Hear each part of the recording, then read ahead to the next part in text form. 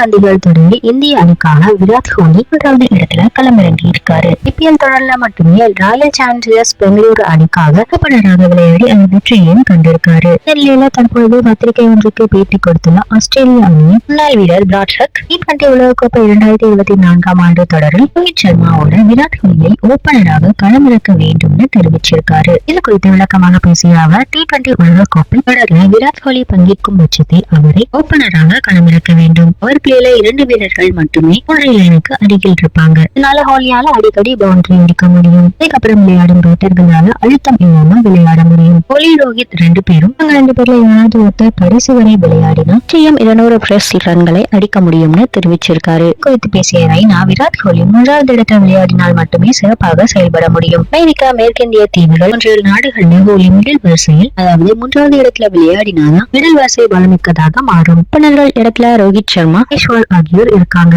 3வது வரிசையில் ஆடினால் மிடில் வரிசை பலம் பெறும்னு தெரிவிச்சிருக்காரு.